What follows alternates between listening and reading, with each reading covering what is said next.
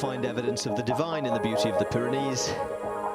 But the role they play on the Tour is strictly Darwinian. Today signals the start of the selection process among the race favourites, and it might even help out with team selection at Astana.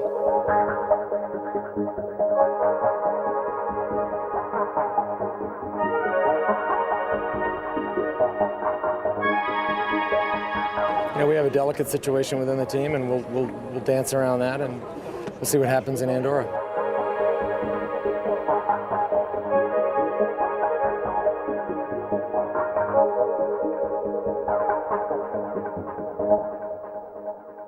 Stage 7 finishes in the Pyrenees high above Andorra.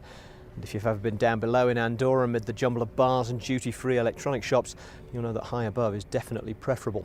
And there's a degree of uncertainty going into the first mountaintop finish that's new for a race including Lance Armstrong. In the old days, of course, we all knew exactly what would happen when the Tour hit its first mountaintop finish. Armstrong's domestic staff would marinade his rivals in lactic acid for 2 or 3 hours by setting a nightmarish pace at the front of the bunch. And then the boss would finish them off by turning up the gas on the final climb.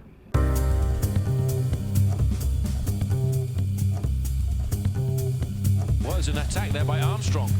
A physical and mental delivery here by Lance Armstrong. He is just going faster, faster, faster, and he is going to win this stage. Lance Armstrong comes across the line, winner today on the mountain stage of the Tour de France. And now Lance Armstrong has ridden off the riders on the climb of Otacama, shaken the head there by little Marco Pantani. Armstrong today has destroyed the field in the Tour de France. He took a look straight into the eyes there of Jan Ullrich and said, well, here I go, are you coming or not? And the answer is not. This will be the greatest win. Yes, that's the one I wanted, and I've got it. So it's one-on-one, and Bolocchi is the only man able to hang on to Armstrong. Well, he's dug deep, but now it's all, everything he's got unleashed in those legs. Armstrong wins the day, claims again another first on the first day in the mountains. And here he goes, he's building up for a move. As he's not seen Ullrich, he's not seen any of them. He thinks, well, I may as well go and try what happens. Basso gets the stage win, Armstrong gets the same time. He won't get the yellow jersey today, but boy, has he done some damage. This is amazing, and I think that guy's probably right. We are looking at Superman. Lance Armstrong is determined to stamp his mark, and it's coming down. Valverde is looking for the win. Armstrong is second in that. He's given up. Alessandro Valverde wins an incredible stage. What an amazing race. Armstrong back in yellow. Now let's take a look at where it's all going to happen, if it's going to happen today. And stage 7 is the longest of the entire race, 224 kilometres, setting out from yesterday's finish Barcelona, with a total of 5 mountain climbs along the way. The first really big one, as far as the riders are concerned, comes 127 kilometres into the stage. The first category, Serra Seca, the dry mountain, tops out at just over 1,100 metres. And once the race crosses into Andorra, they'll begin the long drag up the final climb beyond category, the Tour's toughest designation, up to the ski station at Andorra Arcalis, 2,240 metres. Not quite the highest point of this year's race, but certainly the highest finish. There were 2 races going on as the riders entered Andorra, a breakaway and a select group of big names.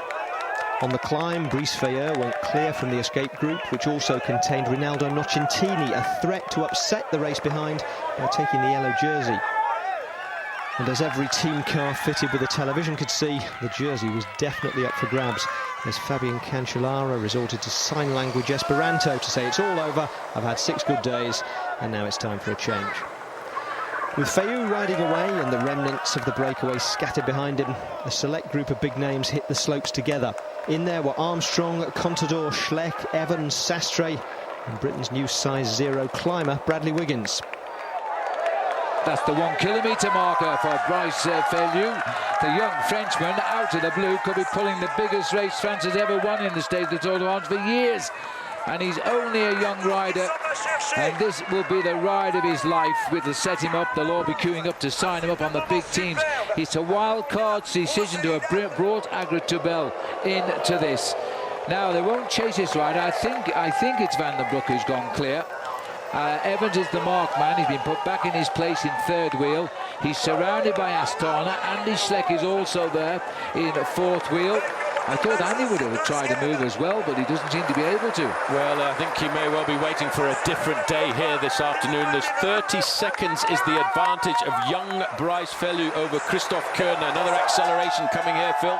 And again, it was looks like that was, in fact, the rider going around the corner was Jürgen van den Broek, but there's a big acceleration there, and that looks like Alberto Contador. Well, that's the answer. If he gets 18 seconds on Armstrong, he'll be the next yellow jersey, but there is the reaction from the field.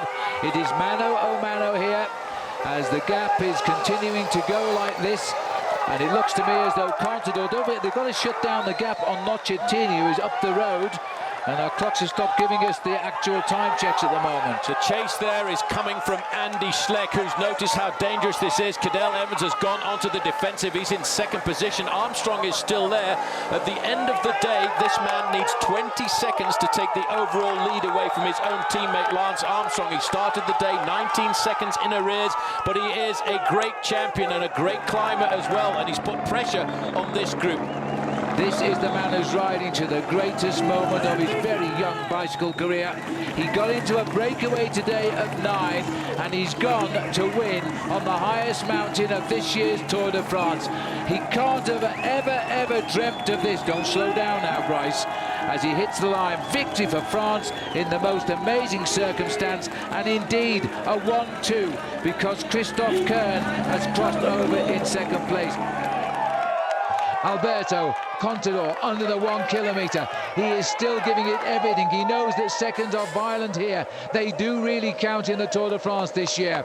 One thing is sure now, the yellow jersey of Cancellara has been swept away on this mountain. Is a long way back. We are looking for a new filler of that yellow jersey. There's the counter move. It looks to me as though Cadel Evans has launched an attack with Wiggins again. Well, Wiggins has been absolutely superb on this climb. He's never ridden so well. Contador, a long shot down. You can just see the group chasing. That gap is probably about 15 seconds or so. It could still be Lance Armstrong in yellow tonight as well. And where clock is running, don't forget, Nocentini is in. It looks like he crossed the line in fourth place. It is going to be desperately close for yellow tonight. He looks wisely under his shoulder to see nobody is coming, and nobody is. They're at least 15 seconds back of him. Alberto Contador now punches once more. Is he in yellow tonight? The rider who set out from his home country of Spain today, he now finishes in the neighbouring principality of, I nearly forgot the place, of Andorra, as he races up towards the line here on Arcalis. This has been a fantastic performance, and it might be a little bit surprised. I'm quite sure, you know, this was not the plan for Astana tonight. The clock has tipped a little bit. It might not be enough. Well, it's going to have to be worked out. Whatever is the case, it will be split by seconds tonight overall, and it could be Nocentini. Look at the riding here by the former world pursuit champion and Olympic pursuit champion. Bradley Wiggins has never ridden a stage of the Tour de France like this. He really has converted from a top trackman to a top roadman. Cadel Evans takes out from the group containing the Wiggins and Armstrong, Frank and Andy Schleck. What a day. Well, whatever is the answer now, the yellow jersey will be decided tonight between 3 riders, and you'll be able to throw a blanket over the lot of them. Well, let's check the stage result first. A fabulous solo win for Brice Fayeur, with the remains of his breakaway group spread out behind him. Most notably, Rinaldo Nocentini fourth, 26 seconds down.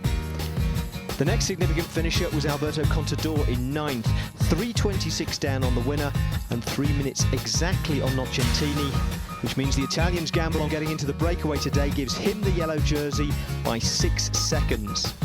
21 seconds behind Contador was a select group containing Cadel Evans, Andy Schleck, Olympic track champion turned climber Bradley Wiggins, and most significantly for the balance of power in Astana, Contador's teammate and rival Lance Armstrong. Well, his brother Romain held the yellow jersey last year, but he didn't win a stage. Brice Fayeur has done that on his Tour debut, and in the process taken the polka dot jersey as the current king of the mountains. King of the hill, as far as the big names were concerned, was Alberto Contador, with a turn of speed on the final climb that pretty much paralysed his rivals. Fue un ataque espontáneo, ¿no? Porque estaba viendo que había corredores rivales para la general que yo creo que no iban demasiado bien, y nosotros en el equipo teníamos una buena situación y he probado y mira, por lo menos he conseguido sumar unos segunditos. Lance, would you say overall that went according to plan? I think it worked out. It wasn't. It didn't go according to the plan that we had it set out earlier, but it doesn't matter. It was a fine day, and you know, I think overall we're fine. There are the standings that Nocentini's mum will be cutting out of the paper tomorrow. He leads the race by 6 seconds from Alberto Contador. Lance Armstrong is another 2 seconds back in third. Then it's Levi Leipheimer at 39 seconds, Bradley Wiggins at 46, Andreas Klurden, Tony Martin, and Wiggins team leader Christian van der Velde in 8th. Andy Schleck is now 9th, a minute 49 down. Carlos Sastre 15th at 2:52, and Cadel Evans 18th at 3:07. At the head of the gruppetto today was the happiest man ever to lose 20 minutes on a stage. Romain Feyou led in the stragglers, celebrating for his brother, and safely in there and inside the time limit were David Miller and Mark Cavendish.